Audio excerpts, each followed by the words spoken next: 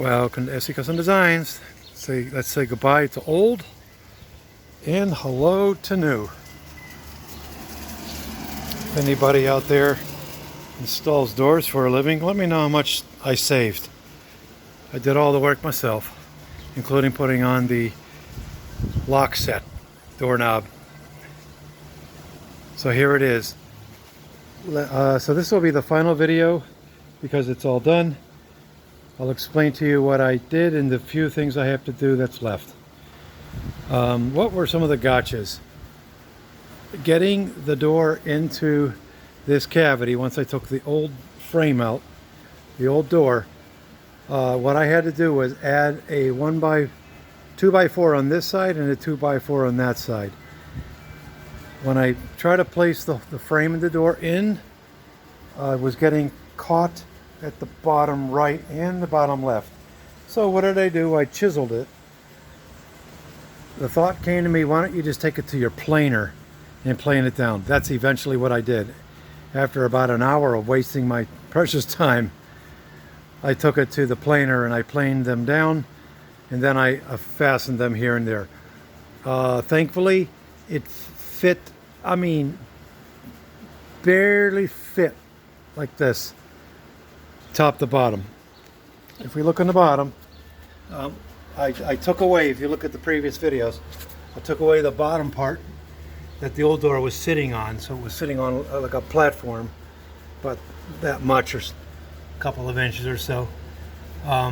Underneath it is this stone, you can see, and I just took my hand sledgehammer, and I started to hit down on some of the high spots, and it was only like a 1/4 inch or less.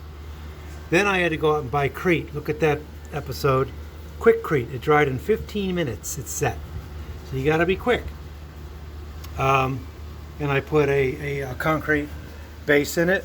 I will now, after the fact, fill in this entire cavity because I don't want this to be failing because it's going to get stepped on. I have a rock here, some of the Crete actually, and a piece of wood that's holding that on that side because that's the most vulnerable.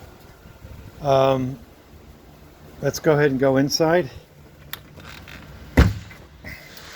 I'm having to sand, and took my heat gun to the floor. Years and years of paint. So, small price to pay to be able to put my door in as is and clear this little floor here. So I'll continue doing that, but for today I'm a little bit of toast. Let's see here.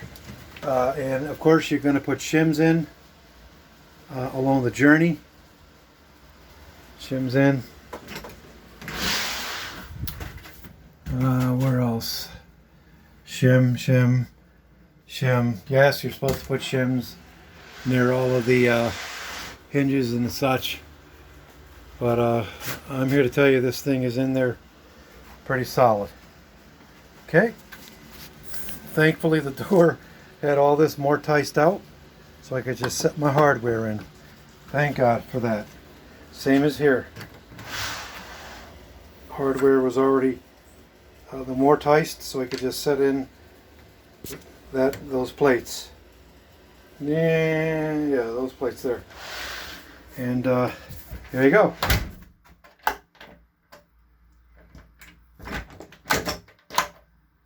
It works.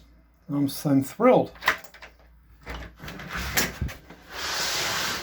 I'm thinking in the wintertime, things are going to contract. Whoop, we got a bee there. Things are going to contract, so it's going to open up a little bit easier. Now I got the expandable foam. They have where it doesn't really expand that much, low expand, I guess, expansion, whatever, the yellow foam. I got the 3-inch because I've got some cavities that I'm going to have to fill in here, and I'm going to be very generous filling in those cavities.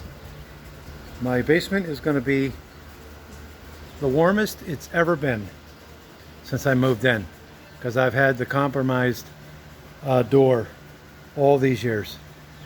This cost me $217 before tax, US dollars. Again, I wonder how much money this would have cost me if I had to pay where I bought the door. Home Depot, Lowe's. I didn't get it there. I got it at some other home center where you can get things like this, doors, a couple $100 cheaper. So there you go. Thanks for watching AC Custom Designs. I can't remember any of the other gotchas, but watch the other videos and you'll see there's 4 of them, 4 or 5 of them, maybe 6 of them. And you're going to see how I did this. I am a QA software guy in the daytime, nights and weekends, the home warrior, and also a carpenter and woodworker, as you know, through the years. Please, if you like, subscribe, give us a thumbs up, and let us know what you think. Thanks. Shalom uvracha, tot ziens, marhaba, tot goodbye.